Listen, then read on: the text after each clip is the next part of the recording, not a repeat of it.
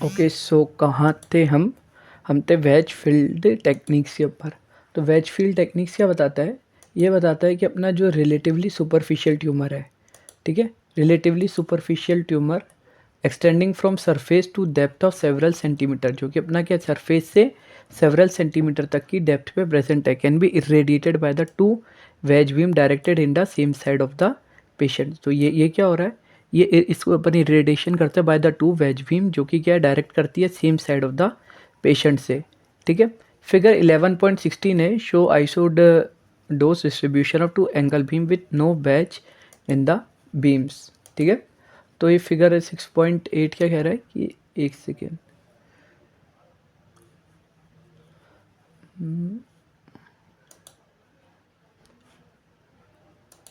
ठीक है।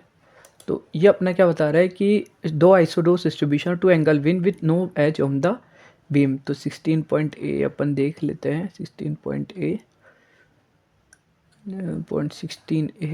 कौन सा फिगर है? फिगर 11.16a, ठीक है। ये अपना 11.16a बता रहा है, ठीक है। तो ये क्या बता रहा है?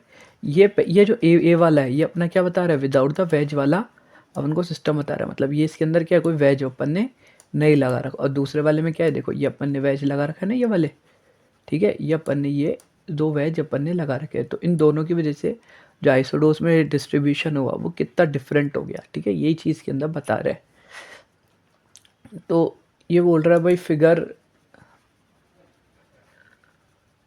Figure 16.8 show isodose distribution of two angled beam with no wedge in between beams. It is seen that the region of overlap of beam, the dose distribution is quite uniform, ठीक है। तो जहाँ पर दोनों बीम्स ओवरलैप कर रही है वहाँ पे डोज डिस्ट्रीब्यूशन क्या है? नॉन यूनिफॉर्म है ना, ठीक है। देखो यहाँ पर, देखो ये जो यहाँ पे डोज डिस्ट्रीब्यूशन वो क्या है? नॉन यूनिफॉर्म है। और यहाँ पर डोज डिस्ट्रीब्यूशन क्या है? यूनिफॉर्म है, ठीक है। इस रीजन में क्या है? सेम यूनिफॉर्म डोज जा रही है ना, 165 और 160 to 160, ठीक है।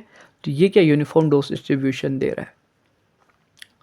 The dose is highest on the superficial और प्रोक्सिमल रीजन ऑफ ओवरलैप। जहाँ पे बिना वेज वाला है वहाँ पर क्या है, जो सुपरफिशियल या जो प्रोक्सिमल रीजन है ये ओवरलैप की, तो इसमें क्या है? And fold of the lower values toward the deeper area. तो इसमें क्या है, ये लोअर वैल्यूज क्या कर रही है? फॉर वैल्यूज टुवर्ड्स कर रही है toward the deeper area by inserting appropriate wedge filter in the beam. अगर अपन बीम के अंदर क्या है, वेज फिल्टर लगा दे और उनको पोजीशन कर दे with the thick ends of adjacent to each other. उसको अपन पोजीशन करते कि जिसमें जो थिक एंड है, मतलब जो वेज के जो, देखो ये वेज का अपना कैसा होता है, एक मिनट,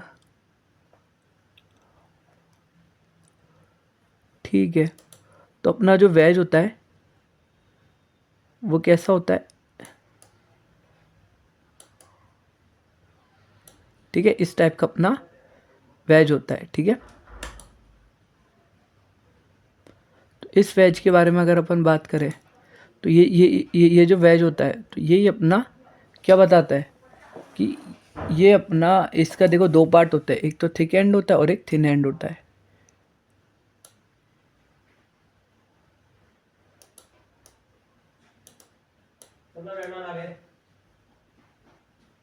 ठीक है।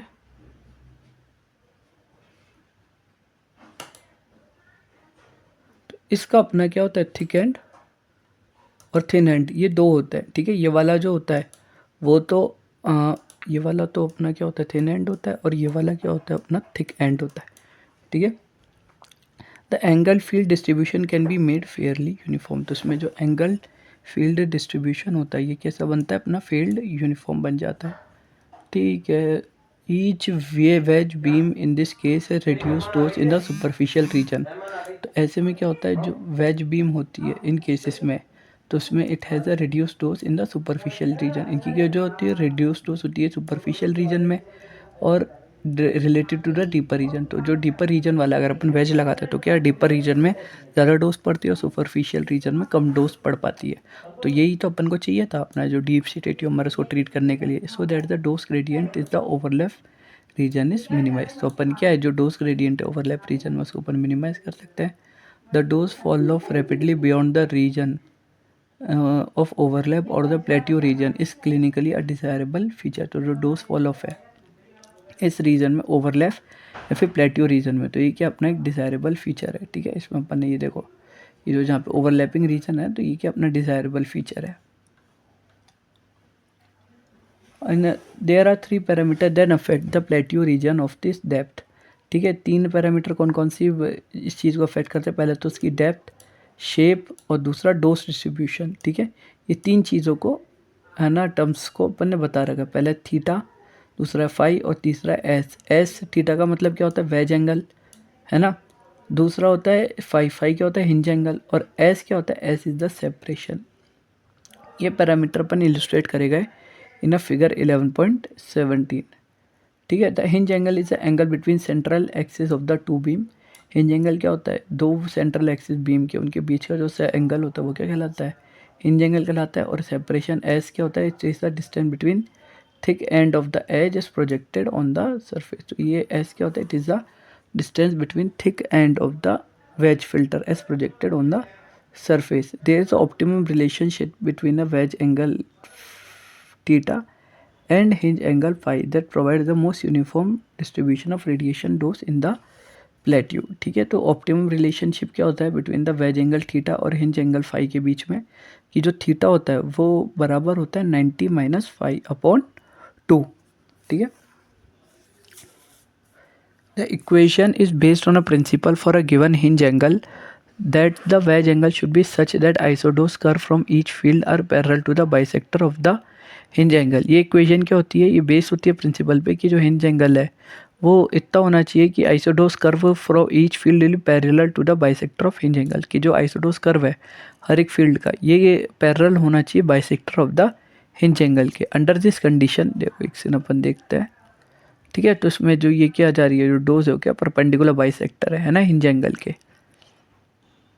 ये देखो ये हिंज एंगल बन रहा है, ये वाला फाई वाला हिंज एंगल बन रहा है, ठीक है। तो डोज ये हिंज एंगल बन रहा है, तो डोज क्या इसके परपेंडिकुलर जा रही है टू द हिंज एंगल के, ये चीज़ में बता रखा है, to the hinge angle. Under this condition when the isodoses are combined the resultant dose is uniform, ठीक है। फिर equation 11.5 although helpful in treatment planning may not be yield optimum plan for given patient counter। तो क्या है equation 11.5 अपना optimum plan patient countering में अपना optimum plan generate नहीं करती। Such a relationship assume the wedge isodose curve are not modified by the surface counter, ठीक है। इसको अपन क्या करी जाती है, रिलेशनशिप को अज्यूम करते हैं कि वेज जो आइसोडोस कर्व है ना वो मॉडिफाइड नहीं करता by the surface contour. Practice however contours are usually curve और इरेगुलर इन शेप, ठीक है। तो ये जो वेज काउंटर्स वगैरह होते हैं ये कैसे होते हैं अपने कर्व होता है या इरेगुलर होते हैं शेप में, और क्या करते हैं मॉडिफाइड कर देते हैं isodose distribution for the wedge beam. As a result the isodose curve for the individual field are no longer parallel to the bisector of the hinge angle. इसकी वजह से क्या होता है, आइसोडोस कर्व क्या हो रहा है, एज अ आइसोडोस कर्व जो कि इंडिविजुअल फील्ड का होता है ये ज़्यादा पैरेलल है ना नहीं होता, और ये क्या होता है to the bisector of the hinge angle, और ये एंगल के बाइसेक्टर नहीं हो पाता, thus give rise to the non uniform distribution in the overlap region. और ये क्या करता है, गिव राइज करता है नॉन यूनिफॉर्म डिस्ट्रीब्यूशन का, ठीक है, इन द ओवरलैप रीजन। तो ये क्या करता है नॉन यूनिफॉर्म ओवरलैपिंग रीजन में क्या नॉन यूनिफॉर्म डिस्ट्रीब्यूशन करता है। This problem can be solve by using compensator. इस प्रॉब्लम को अपन क्या सॉल्व करता है यूजिंग कंपेंसेटर। कंपेंसेटर को अपन ने चैप्टर 12 में डिस्कस कर रखा है। Which make the skin surface effectively flat. तो इसकी वजह से स्किन सरफेस क्या हो जाती है, फ्लैट हो जाती है और परपेंडिकुलर हो जाती है बीम के, ठीक है। The alternative approach is to modified the wedge angle. दूसरा क्या होता है अपन वेज एंगल को मॉडिफाइड कर दे। A modified wedge angle filter is given by the equation so the part of the wedge angle act as a compensator. तो क्या है वेज एंगल का पार्ट है कंपेंसेटर की एक्ट करता है, और रेस्ट कैसे करता है ट्रू वेज फिल्टर की तरह काम करता है। The main objective to make the isodose curve parallel to the hinge angle bisector. इसका मेन ऑब्जेक्टिव क्या होता है, to make the isodose curve parallel to the hinge angle bisector, ठीक है। नेक्स्ट अपन बात करते हैं यूनिफॉर्मिटी ऑफ डोज डिस्ट्रीब्यूशन। तो अपन किसी बात कर रहे हैं uniformity of the dose distribution, इसके बारे में बोल रहे हैं। Because wedge pair technique are usually use for treat small superficial tumour volume. अपन क्या वेज पेयर टेक्निक का अपन नॉर्मल इस्तेमाल करते हैं टू फॉर ट्रीटिंग छोटे है ना। अपन जो वेज पे टेक्निक्स का अपन इस्तेमाल क्या करते हैं, स्मॉल सुपरफिशियल ट्यूमर वॉल्यूम्स को कम करने के लिए। हाई डोज रीजन, जहाँ पे हाई डोज रीजन बोलते हैं, या फिर अपन इसको हॉट स्पॉट कहते हैं। ये क्या होता है, it is set up to the 10% within the treatment volume is usually acceptable. तो जो अपना 10% है within the tumour treatment volume, इसको अपन क्या करते हैं, it is usually acceptable. This hot spots occur near the thin end of the wedge. ये जो हॉट स्पॉट्स होते हैं ये कहाँ अकर होता है, it is occur in the thin end of the wages and the magnitude increase with the field size and the wedge angle. तो और इनका जो मैग्नीट्यूड है वो इंक्रीज होता है if it increase with the field size or wedge angle पे। This effect is related to the differential attenuation of beam under the thick relative to the thin end। ये effect क्या होता है, relative होता है in differential attenuation of beam under the thick end relative to the thin end। ठीक है, इसको अपन differential मतलब क्या होता है, थिक एंड वाले में कम बीम जाएगी और थिन एंड वाले में ज़्यादा बीम जाएगी, तो इसकी वजह से अटेन्यूएशन हो जाती है थिक और थिन एंड का। The wedge filter technique is suitable when the tumour is approximately from 0 to 7 centimeter deep and is necessary to irradiate from one side of the skin surface। Wedge filter क्या होता है, suitable होती है when the tumor is approximately कितना होता है, 0 to 7 centimetre deep होता है, और when is necessary to irradiate from one side of the skin surface। The most desirable type feature of the technique is the rapid dose follow up beyond the region of overlap। Most desirable feature क्या है इस technique का, जिसमें rapid dose क्या हो जाता है, follow up हो जाता है beyond the region of overlap. ठीक है,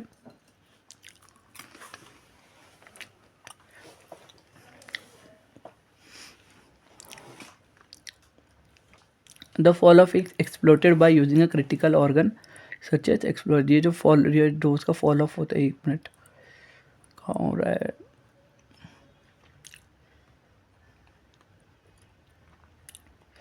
generally wedge filter technique is suitable when a tumour is approximately. ठीक है, वेज फिल्टर टेक्निक अपन तब यूज़ करते हैं जब अपना ट्यूमर साइज 0 से 7 सेंटीमीटर डीप हो और अपन को नेसेसरी हो रेडिएटेड करना one side of the skin surface. The most desirable is the rapid dose fall off way on the region of overlap. जहाँ पे ओवरलैपिंग रीजन है वहाँ पे क्या होता है, डोज फॉल ऑफ हो जाता है। ठीक है, अपना क्या है, अच्छा आर्क एंगल है फुल 360 डिग्री। ठीक है, ये पढ़ लिया था, एज एंगल पे अपन ने पढ़ लिया था, जिसमें अपना फाई जो है ये रहा फाई, ये अपना हिंज एंगल कहलाता है। ठीक है, ये अपना हिंज एंगल है, ये अपना क्या है, थीटा है, और ये अपना सेपरेशन है। अच्छा ये अपना वेज एंगल है। ठीक है, the fall off is exploited by using a critical organ such as spinal cord। Although the wedge filter is invaluable in the radiotherapy, some of these techniques are replaced by the electron beam technique। इसमें कुछ techniques है जिनको अपन electron beam technique से replace कर देते हैं। Next आता है open and wedge field combination. All through the wedge filter original design in conjugation with wedge pair arrangement. इसमें जो ओरिजिनल वेज फिल्टर्स है उनको अपन ओरिजिनली डिज़ाइन करा गया for using conjugation between the ways pair arrangement। It is possible to combine open and wedge beam to open a particular dose distribution। इसमें अपन क्या, it is possible to combine, अपन क्या इसमें open और wedge beam को अपन combine कर सकते हैं and it will obtain a particular dose distribution। One such arrangement which use a open field anteriorly। इसके अंदर क्या अपन जो open field है उसको anteriorly यूज़ कर ले and wedge field laterally, और wedge का जो field है उसको अपन क्या यूज़ कर ले laterally in the treatment of some tumors as shown in figure 11.18a। 11.18a के देखो अपन इसके अंदर क्या कर रहे हैं, वेज लगा रहे हैं ना, दो isocentric plane with anterior open field weighted 10 and later wedge field weighted 15 centimetre from the isocentre. ठीक है, अपन ने एक वेज यहाँ लगा दिया और एक वेज अपन ने एंटीरियरली लगाया था from the isocentre. Anterior field is weighted to deliver 100 units in a to the lateral 15 units to the isocenter। तो जो एंटीरियर फील्ड है इसको अपन ने वेटेड करा to deliver 100 units to the lateral. इसमें अपन जो 100 यूनिट्स है उसको लेटरली दिया and 15 units to the isocentre. ठीक है, एंड 15 यूनिट्स अपन ने क्या दी to the isocentre. The beams could be weighted in terms of D max in SSD technique. इनको अपन ने बीम्स को वेटेड करा in term of Dmax। The weight and wedge angle are usually adjusted in the individual case to obtain the acceptable distribution। तो जो wait और veg angle है इसको अपन एडजस्ट करते हैं हर एक इंडिविजुअल के केस में, और इसकी वजह से अपन को क्या मिलता है कि एक्सेप्टेबल डिस्ट्रीब्यूशन मिल जाता है। The principle of this technique is the dose distribution from anterior field decreases with depth. ठीक है, तो ये जो अपना एंटीरियर रीजन है, जैसे जैसे इसके ऊपर क्या होगा, डोज का कंट्रीब्यूशन बढ़ेगा, तो वो क्या होगा, डेप्थ के साथ धीरे धीरे कम हो जाएगा। देखो 100, 95, 90, 85, 75, 65 ये आ रहा है। The lateral beam provide a boost to offset this decrease. अगर अपन लेटरल बीम दे देते हैं तो उसकी वजह से क्या होगा, इसमें बूस्ट मिलेगा और ये जो डिक्रीज हो रही है वो नहीं होगी। And the wedge beam is thick and position superiorly provide a desired compensation for the dose follow up. अब वेज बीम देखो अपन ने इसमें क्या लगाया, वेज लगाया, इसकी वजह से क्या करा इसने, थिक एंड पे पोजीशन सुपीरियरली लगाया, इसकी वजह से डिजायर कंपनसेशन है ड्रोज ड्रॉप ऑफ होने का वो अपन को मिल गया। Such a combination for open and wedge, तो यहाँ पे 103 आ गया ना, वही इसके बराबर आ गया, तो अपन को प्रिंसिपल मतलब वॉल्यूम सेम मिल गया इसके अंदर, यही बोल रहे हैं। Such combination of open and wedge beam with give rise to the distribution that remain constant with depth with certain limits. तो इसकी वजह से अपन को ये कॉम्बिनेशन मिला ओपन और वेज बीम्स का, जिसकी वजह से अपन को डिस्ट्रीब्यूशन मिला जो कि रिमेन कांस्टेंट रहा with depth with in a certain limits. Figure 11.18b show another technique in which anterior open beam is combined with two lateral wedge beams। ठीक है, तो उसमें अनदर टेक्निक जिसमें एंटीरियर ओपन बीम को अपन ने combine करा टू लेटरल वेज बीम से। Again the wedge beam and wedge angle are chosen to make the open beam distribution remain constant throughout the tumour volume. जिसमें beam का weight और beam का angle को अपन ने चूज करा to make the open distribution remain constant throughout the tumour volume. Next अपन बात करते हैं tumour dose specification for external photon beam. ठीक है, इसमें जो अपना ट्यूमर डोज डिस्ट्रीब्यूशन है फॉर एक्सटर्नल फोटोन बीम, अपन ने क्या रखा है इसके अंदर स्पेसिफिकेशन रखा है।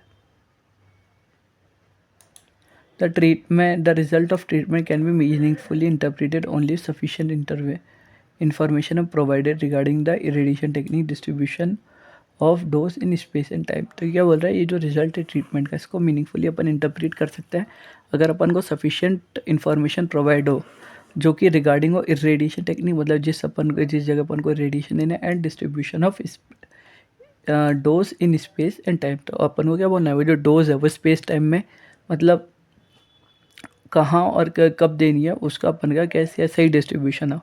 In the absence of this information record only so called tumour dose serve as a little purpose. इसकी वजह से क्या होगा, रिकॉर्डिंग अगर अपन सो कॉल्ड ट्यूमर डोज कर दे तो क्या होगा, छोटा सा पर्पस होगा।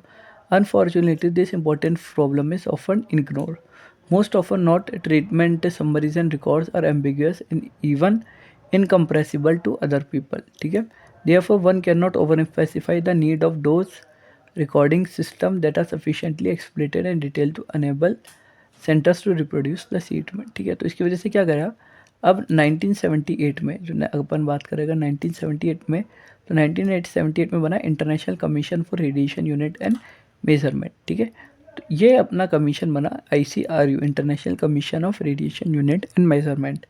इसने क्या करा, रिकॉग्नाइज करा the need of dose specification system that could be adopted universally. तो उन्होंने एक ऐसा सिस्टम करा जिसको अपन यूनिवर्सली अडॉप्ट करते हैं। और also this system proposed by ICRU is not universally implemented, there is a substantial advantage in adopting the common method of dose specification.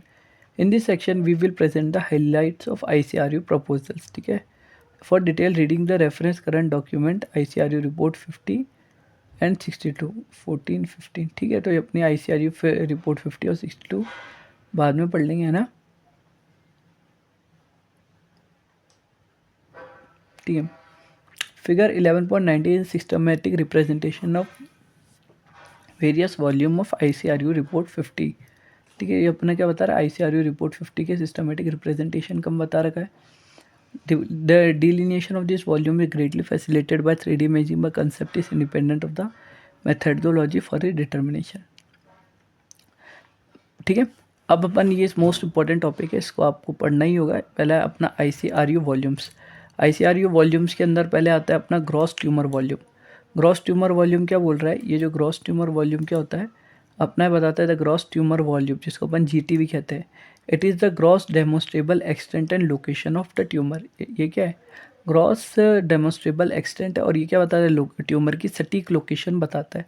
It में कंसिस्ट ऑफ प्राइमरी ट्यूमर, इसके अंदर क्या आता है प्राइमरी ट्यूमर, जो अपना मेन ट्यूमर है ना वो आता है। मेटास्टैटिक लिम्फेडेनोपैथी, जो क्या आता है मेटास्टैटिक लिम्फेडेनोपैथी, या फिर अदर मेटास्टेसिस आर्ट है। Delineation of GTV is possible if the tumour is visible. ठीक है, डिलिनिएशन मतलब अपन जीटीवी का पता तभी कर सकते हैं जब अपना ट्यूमर कैसा विजिबल हो। पेल्पेबल मतलब उसको दबाने पे क्या हो, दब रहा हो, है ना, मतलब एकदम ऐसे कुशन टाइप का हो जो ऐसे दब रहा हो। एंड डेमोन्स्ट्रेबल थ्रू इमेजिंग, और इमेजिनिंग करने पर क्या है साफ साफ दिख रहा हो। GTV can not be define is the tumour has been surgically remove. अगर अपन जीटीवी डिफाइन नहीं कर सकते अपना जो, अगर ये ट्यूमर है ये अपना सर्जिकली रिमूव कर दिया गया। Also the outline of the tumour bed में be substituted by examine pre operative and pre post operative image. ठीक है, तो अपन आउटलाइन बना सकते हैं फिर भी अगर मान लो सर्जरी भी है, pre operative post operative images को लेकर। नेक्स्ट अपन बात करते हैं क्लिनिकल टारगेट वॉल्यूम। तो क्लिनिकल टारगेट वॉल्यूम क्या कहलाता है अपना, द क्लिनिकल टारगेट वॉल्यूम जिसको अपन सीटीवी कहते हैं, it consist of demonstrated tumour. ये क्या होता है, ये डेमोन्स्ट्रेटेड ट्यूमर होता है, मतलब जो दिखाया जा रहा है। इफ़ प्रेजेंट और any other tissue with pre assume tumour, तो इसके अंदर अपन क्या है उसके आसपास का हिस्सा भी ले लेता है जिसमें मान लो ट्यूमर होने के चांसेस हैं, है ना, या फिर मान लो ट्यूमर सेल्स प्रेजेंट हो सकते हैं। It represent therefore the true extent and location of tumour. ये क्या बताता है अपना, ट्रू एक्सटेंट या फिर लोकेशन ऑफ ट्यूमर बताता है। Delineation of CTV assume there are new tumour cell outside this volume. ये क्या बताता है कि भाई उसमें आसपास की जो रिमेनिंग सेल्स है उसका भी एक एरिया बना लेते हैं। देखो जैसे अपना ये ग्रॉस ट्यूमर वॉल्यूम, उसके ऊपर क्लिनिकल, ये क्या बोल रहा है भाई इसके बाहर कोई ट्यूमर का सेल प्रेजेंट नहीं होगा। The CTV must be adequate dose to achieve the therapeutic aim. ठीक है, तो सीटीवी को अपन एडिकेट डोज से नीचे ताकि अपना जो थेरेप्यूटिक एम है वो अपना सही से अचीव हो जाए। नेक्स्ट आता है अपना इंटरनल टारगेट वॉल्यूम। तो ICRU रिपोर्ट 60/15 रिकमेंड करा the internal margin is added to the CTV to compensate for the internal physiologic movement. ठीक है, तो ICRU रिपोर्ट जो 62 है उसने रिकमेंड करा कि आप इंटरनल मार्जिन भी करो, ऐड करो सीटीवी में, जिसकी वजह से क्या हो कि कंपनसेट इंटरनल फिजियोलॉजिक मूवमेंट है, जो अंदर के फिजियोलॉजिकल मूवमेंट है जो है ना चेंजेस हो रहे हैं, and variation in shape size and position of CTV. और क्या हो रहा है वेरिएशन हो रहा है, शेप में वेरिएशन हो रहा है, साइज़ में वेरिएशन हो रहा है, पोजीशन में of CTV during therapy is relation to the internal reference point and corresponding coordinate system. तो जो भी फिजियोलॉजिकल चेंज हो रहा है in the internal reference point और कोऑर्डिनेट सिस्टम में, the volume that include CT with this margin होगा internal target volume. तो इसमें क्या होता है, the volume that include CTV and with this margin is called internal target volume ITV। ठीक है, ये अपना ITV कहलाया जाता है। नेक्स्ट अपना बात करते हैं plan target volume. Planning target volume क्या कहलाता है, the volume included the CTV as well as the internal margin. इस वॉल्यूम में क्या कराया जाता है, that include CTV with an IM।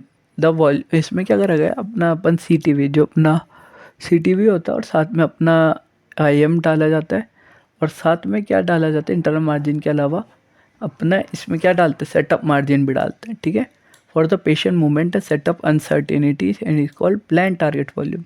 इसमें अपन क्या डालते हैं सेटअप मार्जिन भी डालते हैं, जिसमें अपन पेशेंट इसमें अगर मान लो पेशेंट मूवमेंट कर रहा है तो उसके हिसाब से भी अपन इसमें मार्जिन बना देते हैं। और सेटअप अनसर्टेन मतलब सेटअप में कुछ ना कुछ अनसर्टेनिटीज हो सकती है, उसके हिसाब से भी एक लास्ट डिज़ाइन बना लेते हैं टू डिलिनिएट द PTV। ठीक है, तो अपन को PTV को पता करने के लिए internal margin and internal margin और SM सेटअप मार्जिन, जो इंटरनल मार्जिन और सेटअप मार्जिन है dough not add linearly but combined rather subjectively. ठीक है, जो अपना नहीं दे रखा गया, ठीक है, जो इंटरनल मार्जिन और अपना सेटअप मार्जिन है उसको अपन को एक दूसरे के डिलीनिएट नहीं होनी चाहिए। देखो मार्जिन और ये अपना setup margin do not add but combine rather subjectively, इनका क्या कंबाइन होना चाहिए rather subjectively. The margin around CTV in any direction must be large enough to compensate for internal movement as well as patient motion in setup uncertainty. ये क्या बता रहा है कि जो CTV के अराउंड मार्जिन है ये कोई सी भी डायरेक्शन में ये इतनी लार्ज होनी चाहिए कि internal movement as well as patient motion और सेटअप अनसर्टेनिटीज़ को क्या करे कंपेंसेट कर पाए। नेक्स्ट अपन बात है planning organ at risk volume. The plan of organ risk OR ठीक है, इसमें अपने क्या बता रहा है कि जो ऑर्गन एट रिस्क की अगर मैं बात करूँ, तो जो अपना ऑर्गन एट रिस्क है उसको अपन OR से रिप्रेजेंट करते हैं। इट नीड्स एडिकेट प्रोटेक्शन जैसे CTV नीड्स एडिकेट ट्रीटमेंट। जैसे अपन को CTV को अपन एडिकेट ट्रीटमेंट मिलता है, वैसे ही अपन को क्या ऑर्गन एट रिस्क को क्या है उतना ही प्रोटेक्शन होने चाहिए। पहले अपना क्या अगर अपन ऑर्गन ऑफ रिस्क अपना आइडेंटिफाइड हो जाता है तो अपन को मार्जिन ऐड करनी चाहिए to compensate for its movement. तो मार्जिन को अपन को ऐड करना पड़ता है for compensating for its movement.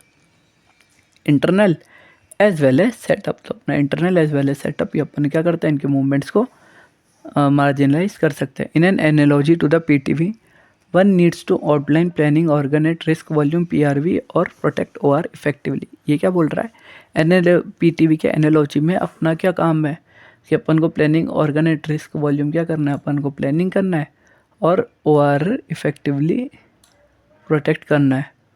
Figure 6.20 systematically illustrating the process of outlining PTV and PRV। ठीक है, तो अपना प्लान ऑर्गेनेट रिस्क वॉल्यूम और प्लान ऑर्गेनेट ट्यूमर वॉल्यूम ये अपना क्या होना चाहिए, प्लानिंग टारगेट वॉल्यूम सॉरी, ये अपना क्या होना चाहिए, is intended to make the radiation oncological think. ये अपना PTV और PRV अपना क्या बना गया, रेडिएशन ऑन्कोलॉजी को थिक करा गया मेथडोलॉजिकल और analytically.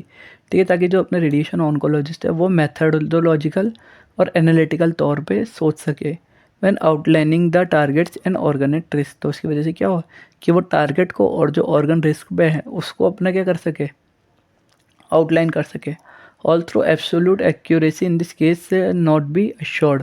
The object of approach is to minimise error by paying attention to the details. जो इसमें एब्सोल्यूट एक्यूरेसी इन केस में वो उसमें अश्योर नहीं कर सकते, तो ऑब्जेक्टिव इस अप्रोच इसको अपन हटा सकते हैं by minimising error by paying attention to details. ठीक है, ये अपना दे रखा है, पहले अपना देखो क्या दे रखा है, ग्रॉस ट्यूमर वॉल्यूम। ठीक है, जैसे मान लो एक सेकेंड अपना ये आ गया, पहला आ गया अपना gross tumour volume. Gross tumour volume जैसे अपना ये हो गया, ठीक है। फिर अपना आ गया सब क्लिनिकल डिजीज़, इसके अंदर आ गई। फिर आता है clinical target volume. Clinical target volume क्या आ गया, जो ग्रॉस ट्यूमर वॉल्यूम है उसके आसपास का हिस्सा। ठीक है, फिर आ गई अपनी इंटरनल मार्जिन। इंटरनल मार्जिन अपन ने यहाँ तक बना दी। ठीक है, ये अपनी इंटरनल मार्जिन बन गई। ये अपना क्या बन गया, CTV, ये था अपना GTV। ठीक है, फिर आ गया इंटरनल मार्जिन के बाद अपना इंटरनल टारगेट वॉल्यूम। तो ये क्या था, इंटरनल टारगेट वॉल्यूम क्या था, CTV प्लस इंटरनल मार्जिन। जो अपना CTV और इंटरनल मार्जिन वो अपना क्या इंटरनल टारगेट वॉल्यूम बना रहा है। फिर अपना क्या सेटअप मार्जिन, जहाँ पर अपना जो डोज की चेंजेस की वजह से या फिर मान लो सेटअप अनसर्टेनिटी या पेशेंट मूवमेंट की वजह से जो डिफ़िकल्टीज़ हो रही तो उसके लिए अपन ने एक मार्जिन बना दी थी। फिर आता है planned target volume. Plan target क्या होता है, combined all internal margin and setup margin, जिसमें अपन कंबाइंड इंटरनल मार्जिन और सेटअप मार्जिन को बना लेते हैं तो अपना क्या बन जाता है, प्लान टारगेट वॉल्यूम बन जाता है। फिर अपना आता है ऑर्गेनेट risk.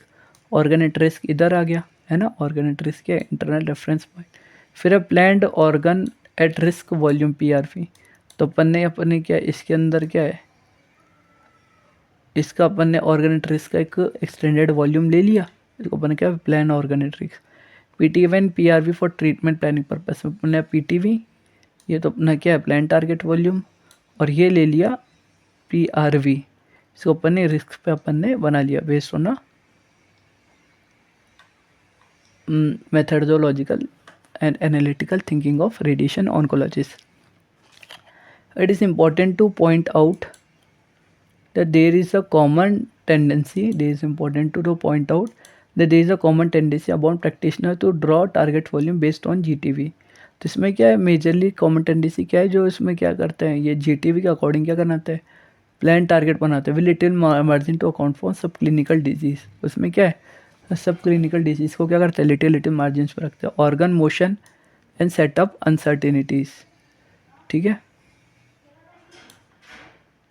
Organ motion and setup uncertainties. Organ this is so called conformational radiation therapy. It is a double-edged sword A high degree of plan conformity can create a high probability of geographical miss. ठीक है, अपन अगर plan में high degree conformity रखते हैं उसकी वजह से जो जोग्राफिकल मिस है उसके होने के चांसेस बहुत ज़्यादा हो जाते हैं. देयर दस greater question must be exercise in designing PTV and PRP. तो इसकी वजह से अपन को क्या ज़्यादा क्वेश्चन रखना पड़ेगा in designing PTV and PRV. It is important to know the limitation of the system and know its capabilities. ठीक है, फिर आता है अपना ट्रेटेड वॉल्यूम. ट्रेटेड वॉल्यूम क्या होता है? Additional margin must be provided around the target volume to allow the limitation of the treatment technique. तो इसमें क्या बोला है कि अपन जो इसके अंदर एडिशनल मार्जिन है ये इसके अंदर अपन को प्रोवाइड होनी चाहिए, है ना, around the target volume to follow the limitation of the treatment technique. तो इसकी वजह से अपन क्या जो ट्रीटमेंट टेक्निक की लिमिटेशन है उससे अपन ओवरकम कर लेता है. The minimum target dose should be represent by the isodose surface that adequately cover the PTV and to provide the margin. तो इसमें क्या मिनिमम टारगेट जो डोज है उसको अपन रिप्रेजेंट करता है आइसोडोस सरफेस से और एडिक्वेटली कवर करता है PTV to provide the margin. और ये क्या करता है? पीटीवी को कवर करता है तो उसको मार्जिन प्रोवाइड कराता है. The volume enclose by the isodose surface is called treated volume.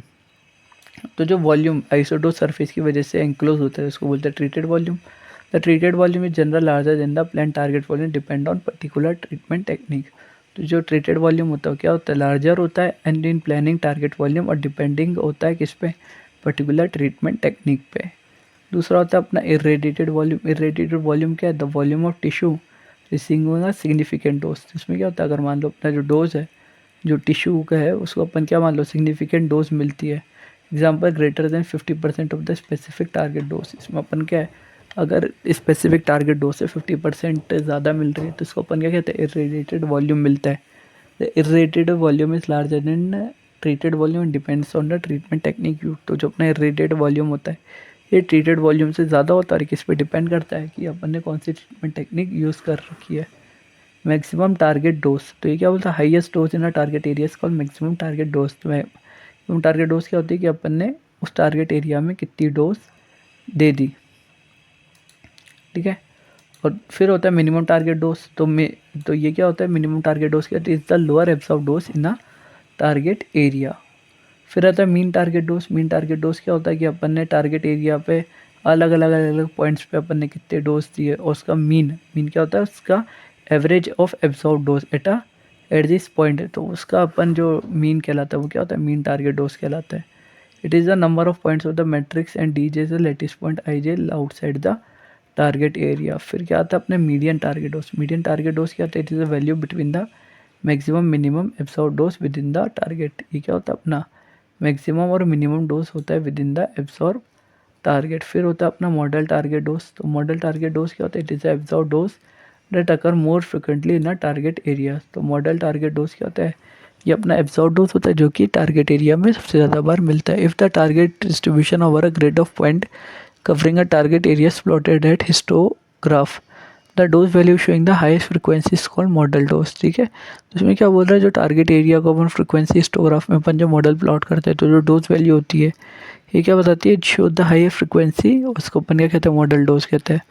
Figure 11.21 the modal dose corresponding to the peak of frequency curve. तो इसमें क्या बता रहा है? फिगर 11.21. तो मॉडल डोज क्या होता है? Is equal to the corresponding of the peak of frequency curve. ठीक है, हॉट स्पॉट क्या होता है? It is the area outside the target. Hot spot क्या होता है? It is the area outside the target.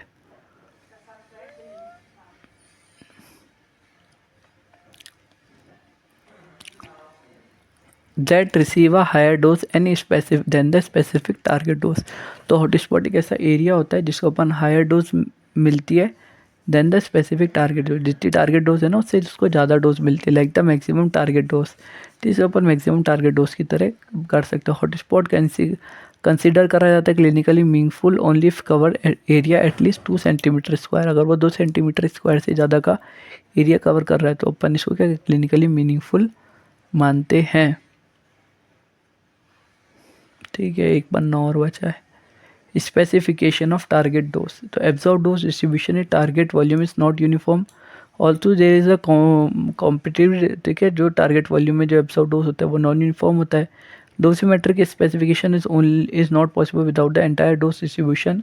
there is a value of having the one figure as a main statement of the target dose.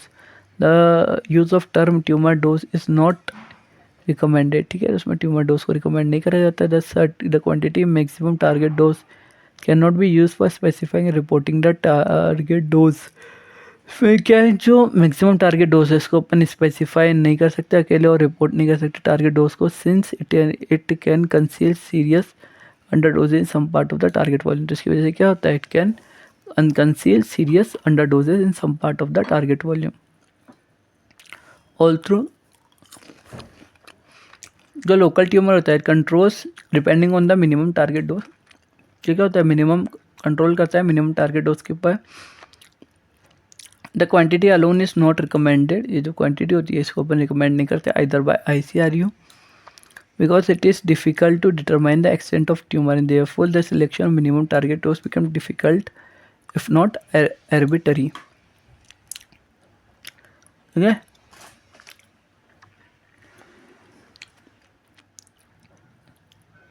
Local tumour depend करता है minimum target के ऊपर. जी, most of the target receiver dose that is appreciably different from minimum. ठीक है, अपन इसमें क्या है वही डोज लेता है जो कि मिनिमम से क्या होती है डिफरेंट होती है. This may also reduce the clinical significance. The statement of both maximum minimum values is useful, but is not always representative of the dose distribution. Further, they do away with the simplicity of the having the one quantity of reporting the target dose. The mean, median, and modal doses are not generally recommended because they are usually quite elaborated calculation on the basis of accurate determination would be feasible by the. ठीक है, तो ये mean median और model doses का अपन इस्तेमाल नहीं करते. ठीक है, ये अपना क्या टारगेट डोज फ्रिक्वेंसी कर्व है, टारगेट वॉल्यूम डोज के हिसाब से बनाया जाता है. ICRU reference point. ICRU the target dose should be specified record for ICRU reference point.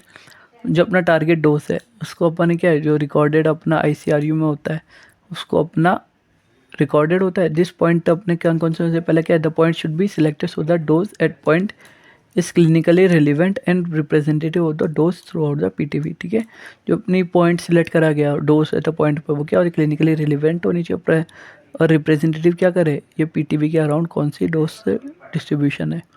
दूसरा, the point should be easy to define in a clear and unambiguous way. तो उसमें जो पॉइंट होता है ये क्या होता है, ईजी होता है डिफाइन करने में in a clear and unambiguous way.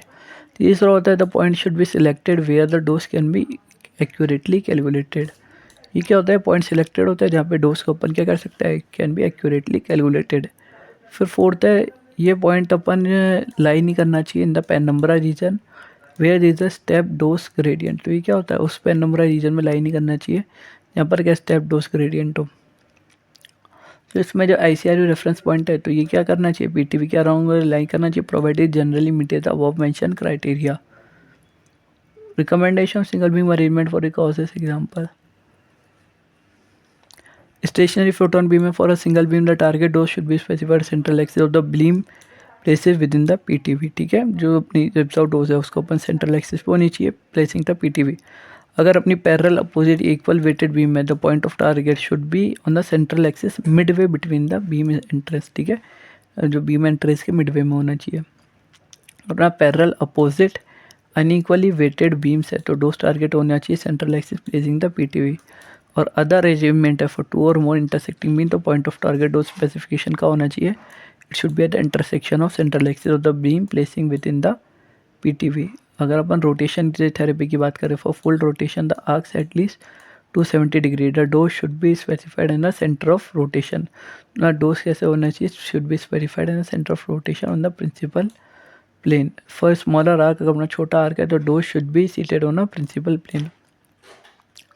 तो अगर छोटे आर्क्स पे डोज अपना क्या होना चाहिए प्रिंसिपल प्लेन पे होना चाहिए. फर्स्ट है ना centre of rotation and second होना सेंटर ऑफ टारगेट वॉल्यूम. पहला क्या होना चाहिए अपना सेंटर ऑफ रोटेशन पे होना चाहिए और दूसरा क्या होना चाहिए सेंटर ऑफ टारगेट वॉल्यूम पे होना चाहिए. The dual point specification is required because the smaller arc therapy past pointing technique that are used to give maximum absorb dose closer to the centre of target area. The dose at isocenter as it case also important to specify and somewhat less additional information क्या the dose specification of target meaningful or sufficient information provided. The ISO description should be include radiation quality, SSD field, beam modification device, beam weighting correction for tissue heterogenesis, dose fractionization, patient positioning होनी चाहिए. Many of the above treatment parameters can be listed in a computer treatment plan. ठीक है, computer and can be attached to the patient chart. In vivo absorbed dose measurement can provide a useful information should be recorded in the chart file. The main objective of the dose specification and reporting system is to achieve the uniformity of the dose reporting among institutions to provide meaningful data for accessing the result of the treatment and to enable the treatment to be repeat somewhere else and recommend recourse to the original institution for the further information. ठीक है, तो अब अपना chapter इसी के साथ complete होता है. ठीक है, आई होप ये चैप्टर आपको समझ में आया होगा. ऐसे ही अपनी स्टडीज़ कंटिन्यू रखते रहें.